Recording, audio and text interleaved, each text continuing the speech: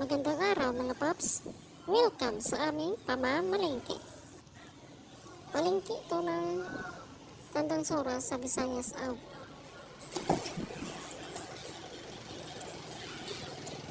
Si Burontoy pala yung tagapagpamalengke sa amin. Dahil siya yung may alam kung isda ay sariwa pa. Natin kasi itong may isda. Tingin niya pa lang, alam niya na kung yung isda bulog na o hindi. At nandito na kami sa palengke ng Tandang Sora. Ito yung mga tindahan ng madamit o ano-ano pa, nakising ng cellphone. At dito banda mga paps, dito ang kinabahan. Akala ko si Brontoy bubulot. Puti na lang at nakapagtimpi si Brontoy. Hindi bumulot. Diyan sa unahan mga paps, andyan na yung yung papasok sa sa isdaan.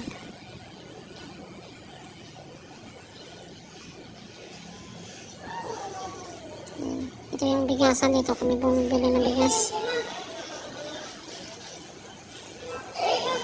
Tapos dito yung papasok. Ayan.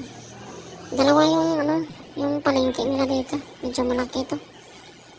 Kaso, ang mamahal ng mga isda.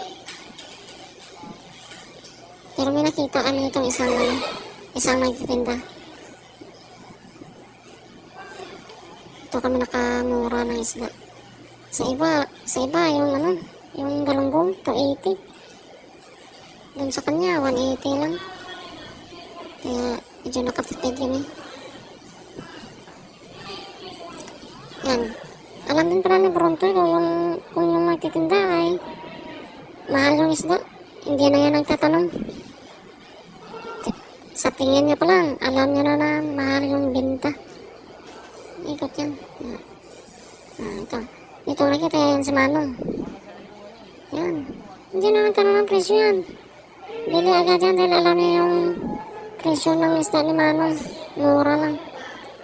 180 lang kilo yan, Paps. Tapos, sinarado na yun ng 200. Tapos, bumili din pala kami ng tulingan, 100. Hindi ko na video yung sa tulingan. Medyo na lang yung kwarto. Thank you.